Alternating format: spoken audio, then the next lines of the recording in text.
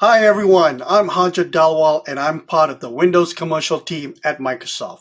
Welcome to Tackling Tech. We recognize that economic headwinds, supply chain constraints, and increasing security threats impact your migration plans for Windows 11. However, there are numerous advantages to Windows 11 beyond features and services.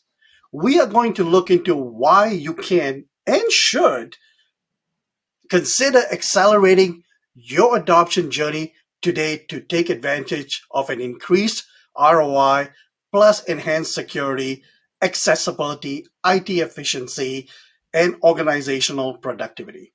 Let's explore some of these common blockers and myths, managing Windows 10 devices in tandem, and collaborate on specific requirements to bolster your deployment confidence.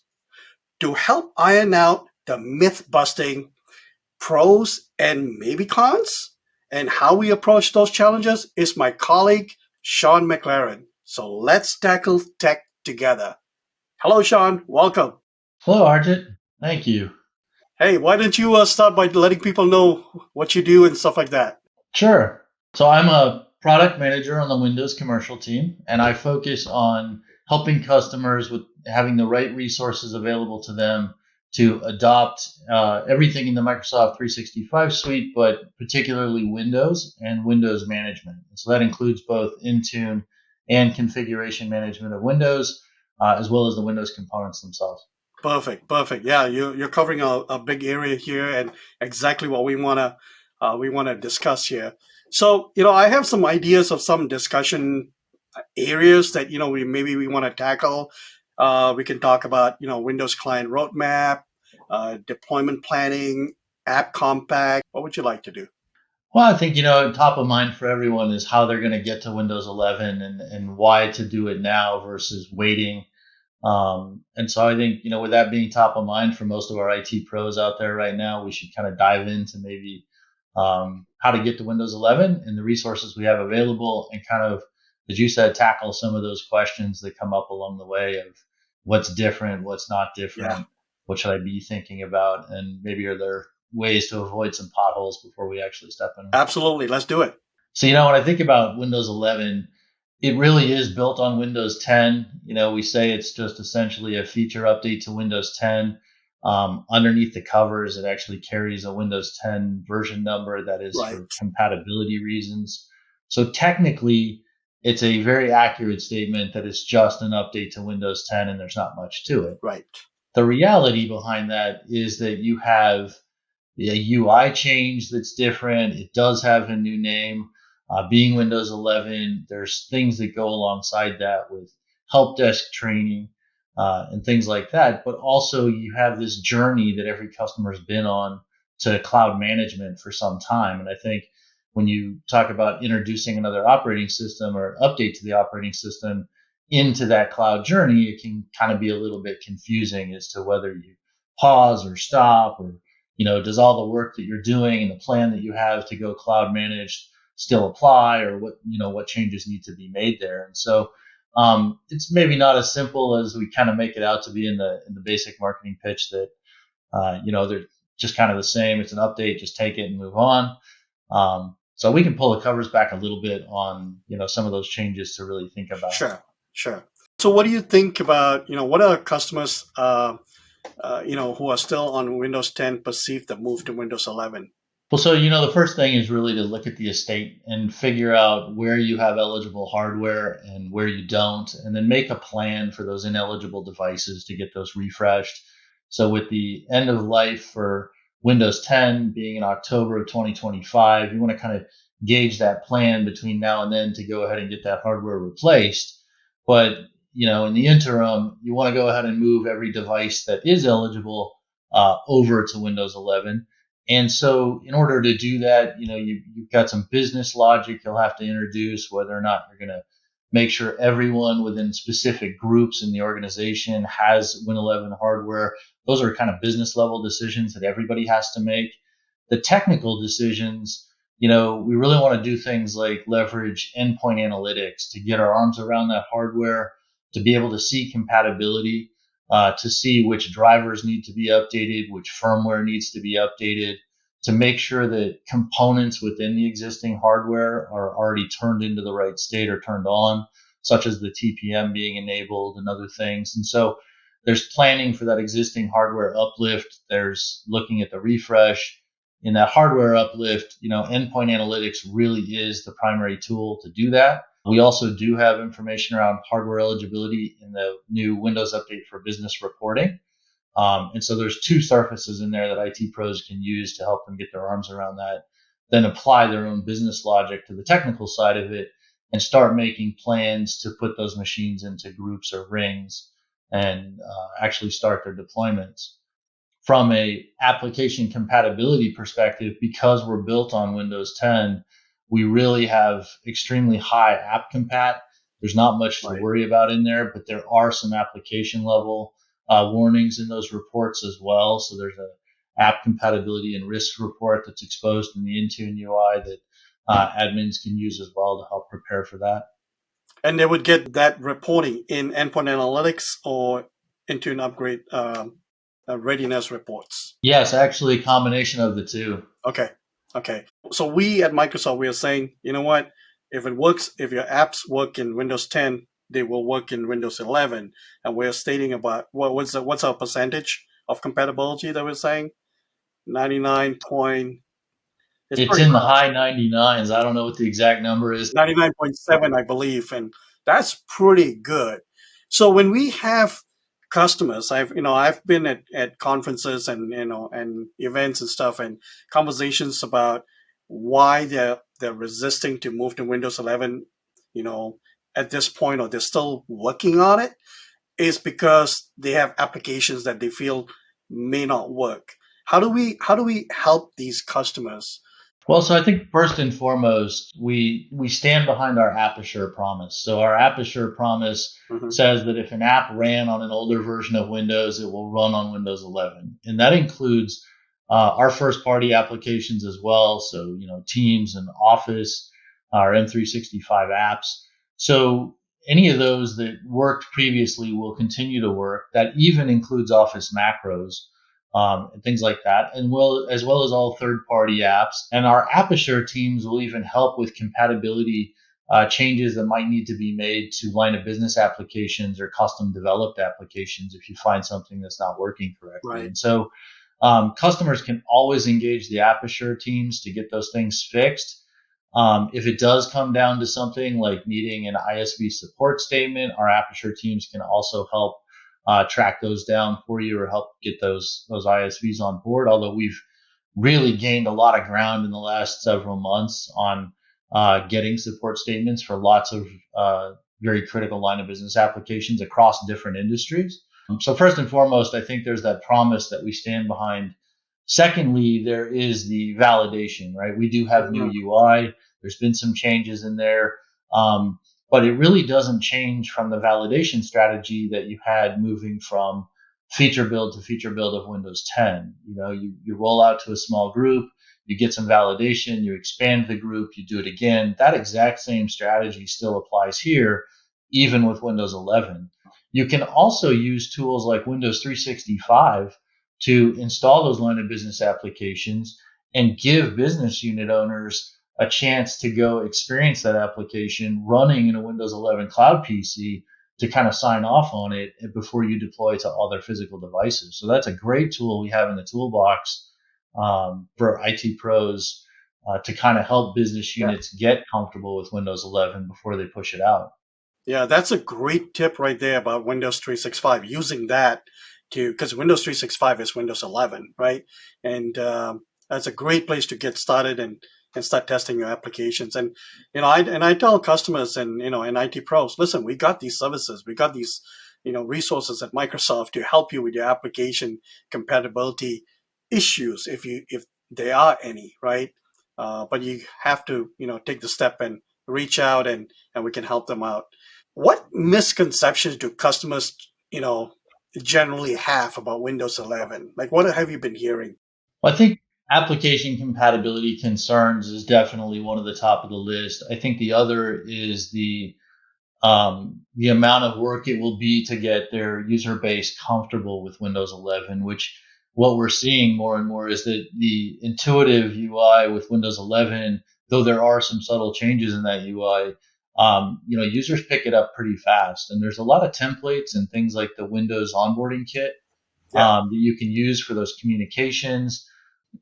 Take those first rings, listen to feedback. So create those feedback channels to tell you, hey, I wish you had told me this before we, got Windows 11. It would have saved me a little time or something like that. And then revise your communication plan before you roll out to those larger rings. And so that helps as well. But the adoption has actually been very smooth. And what we've heard from most people who have gone is that users love it, and they're excited for some of the new features. It hasn't been the disruptive type update uh, that I think people have anticipated in the Right. past. So that's a really big one. I think the other thing is it's a new version of Windows. We have to really look at what we're doing and how we're managing and how we're deploying. And the reality of it is none of those things change. And even thinking about policies that might be different between Windows 10 and Windows 11, such as maybe a start menu configuration. Obviously, start menu change, that's a configuration that's different between the two operating systems. However, you've already done device separation in your environment for different things. And so the strategy you have to separate policies, or target certain rings or certain devices with things, none of that changes either. And so it's actually a lot simpler than you would think to gain those separations. All right, that's great, Sean. I really like what you said there. So, as we move on, a couple of things I want to touch upon. Obviously, the big thing is always Windows security, right? Security, security, security. And we emphasize that a lot, especially with Windows 11. So, can you talk more about security? Why? Why should customers go to Windows 11, and what can they benefit from all the security things that we put into Windows 11? And what are the differences between, for example, upgrades versus new devices? Before we talk about security in detail, I think you have to realize all of that is rooted in the hardware Mhm. changes that we've made and the new hardware baseline that we have for Windows 11. So we talked about eligible and ineligible hardware before. But the reasoning behind a lot of that change in the hardware is really a couple of different pillars. One being security, but one also being reliability of the device. And so, enforcing newer driver models, being able to service driver and firmware independently, we have much higher reliability and less crash rates, which is really good on that hardware. But then there's the bringing everything in a known state. So in a Windows 11 device with our minimum hardware requirements, we know the state of all the hardware, the capabilities of the hardware that's in there, things like the TPM being enabled and virtualization being enabled. And so what that enables us to do is what we term as secure by default, which means that we bring that hardware in and everything's already turned on and ready to go, and we can start putting policies around different security features that leverage that hardware. Now, from an IT pro perspective, what that means is I don't have to run a bunch of third party utilities to do the hardware, put the user through reboots and stuff like that to try to get myself into the right state and then turn these things on. It doesn't change the strategy you have to adopt different security technologies, but it definitely lessens the amount of work that you have to do to get into that known state and be able to turn things on. So credential guard, application guard, all these things just work. And they work the minute you put the policies on them. So from an IT pro perspective, I have less work to do. From a user perspective, I don't have to go through a bunch of downtime or reboots for IT to turn these things on. It just It works. just works. And so we kind of take for granted this state that comes in and much faster now bring a device to life and put it into the secure state that we want it to be in. And so it's just kind of a win all the way around for us. It also creates this foundation for us to move forward. So if you look at new devices and capabilities that are enabled by like an NPU, for Hmm. example. So, I have a Surface Pro 9 that has an NPU in it. It's a wonderful device. I've got better background blurring and noise cancellation and all that with the Windows Studio effects that you don't have before, but we've enabled ourselves to go forward with these capabilities Right. because we have this hardware floor to stand on now. It kind of serves multiple purposes for us to have that hardware floor. And again, to your point on security, we're able to now bring a device in and just set the policies and move on And we're knowing that good the to go. device was secure. So Yeah.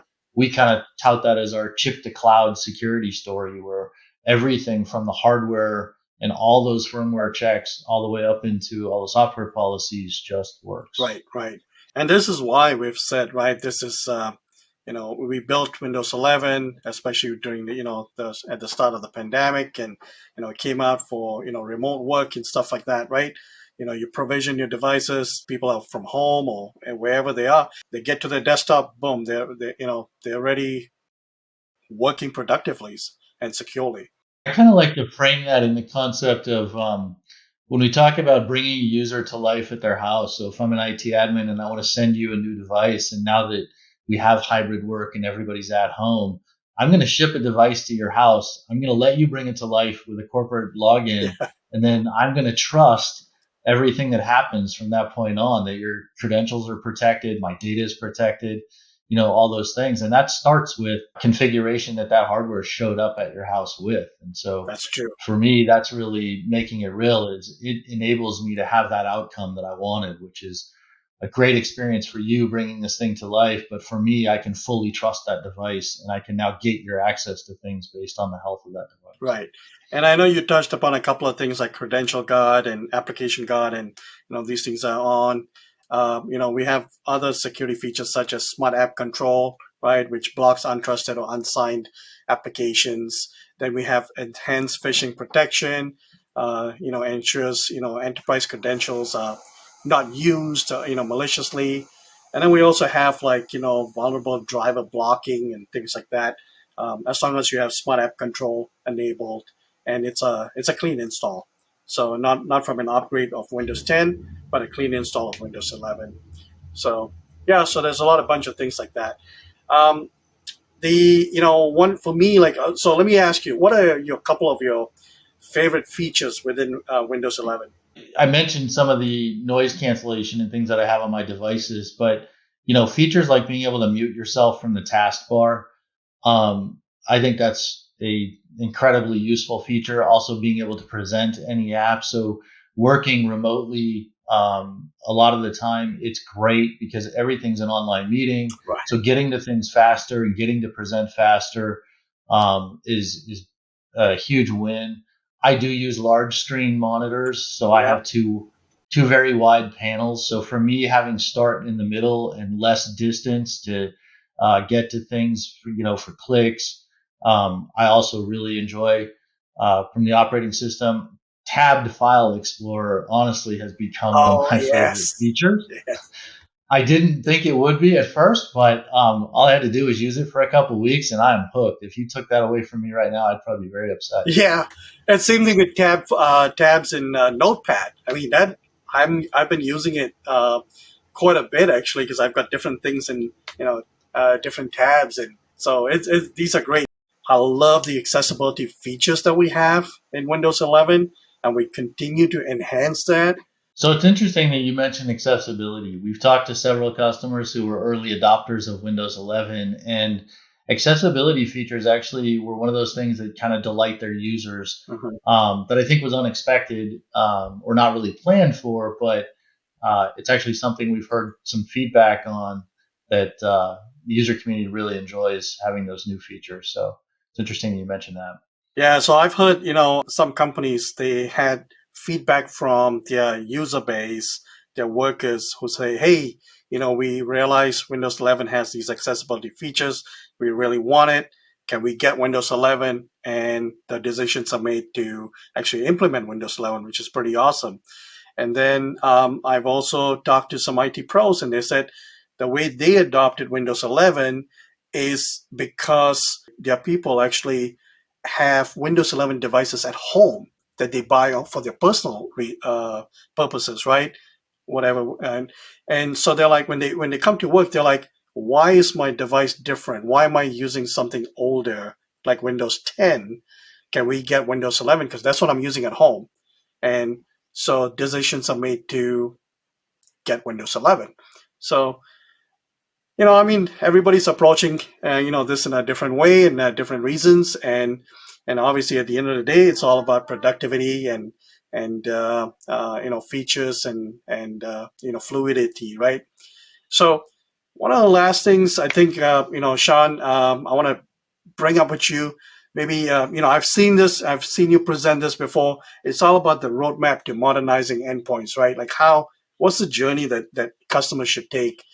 Cloud modernization journey looks a little bit different for everyone. And I think everybody is at a different point in that journey. So it's definitely not a linear thing.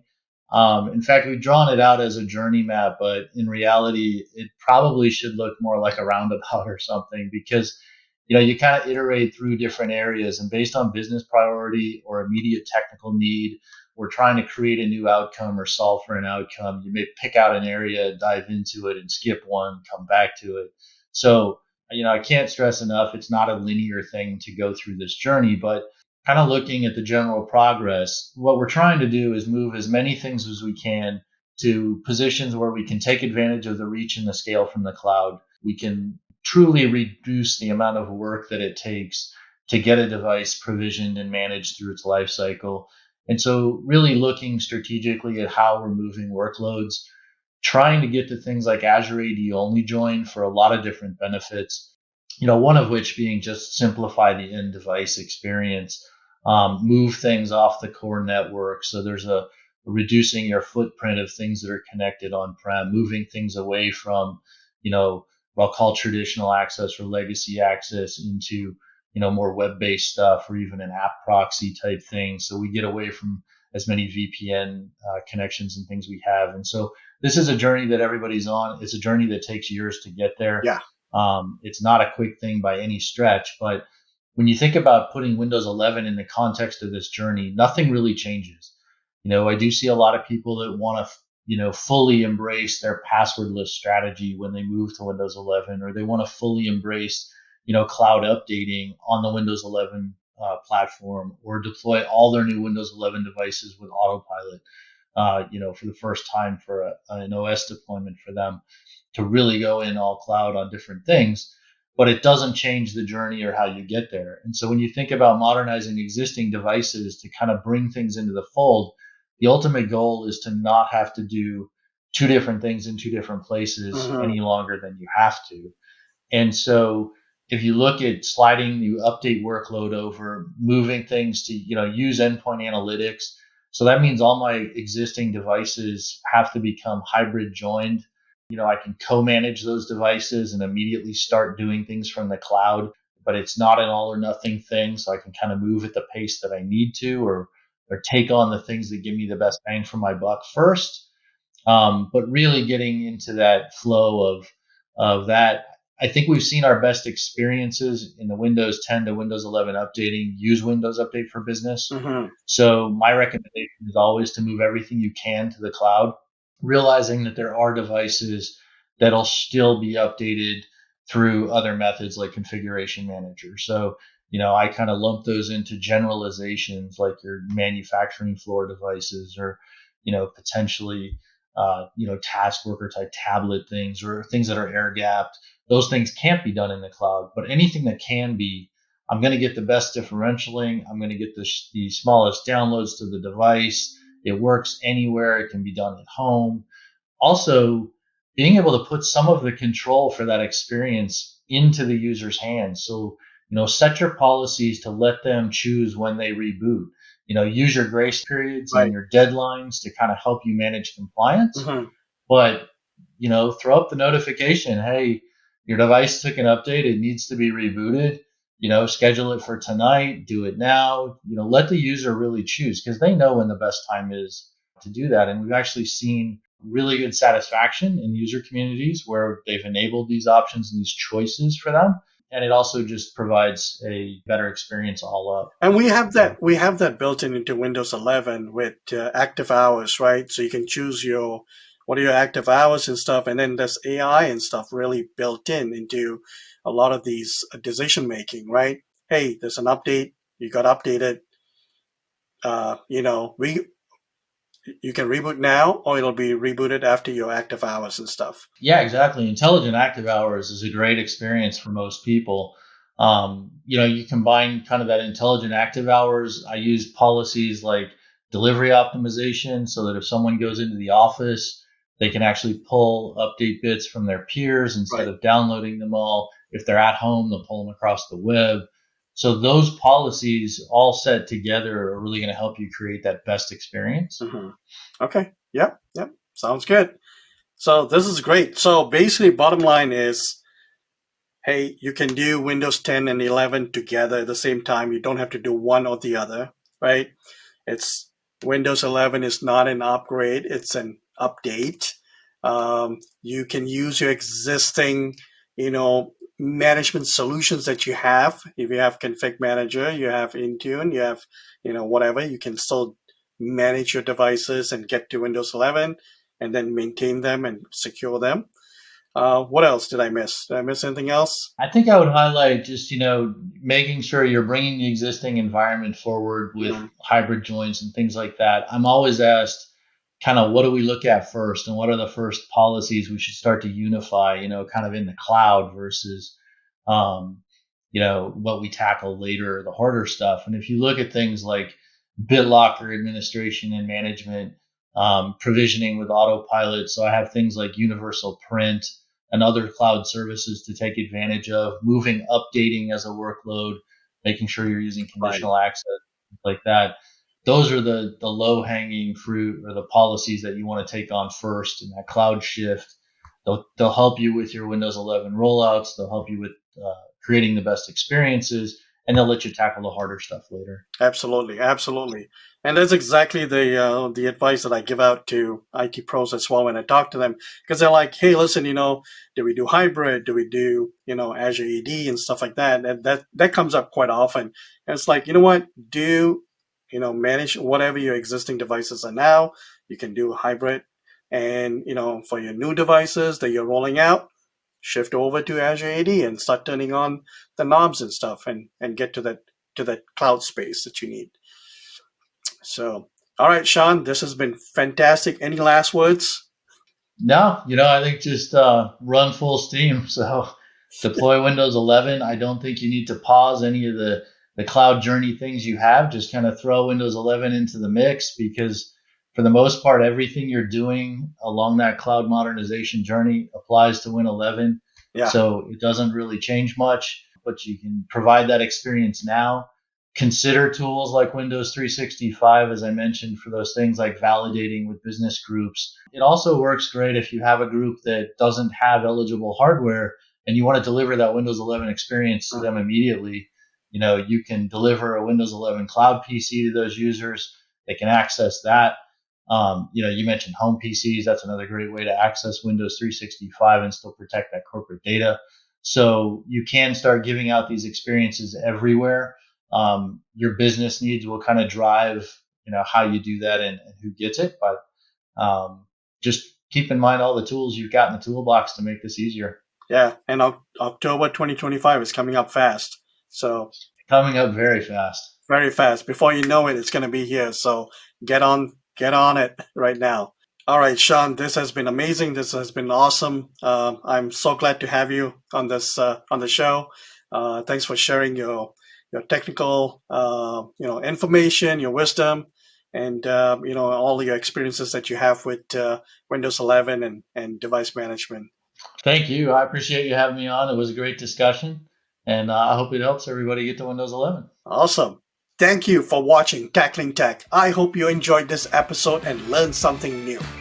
Please like and subscribe to this channel and to stay up to date with the latest episodes. And if you have any feedback or suggestions for future episodes, please let us know in the comments below. You can also follow me on Twitter for more updates and behind the scenes looks of Tackling Tech. Thanks again for watching, and we'll see you next time.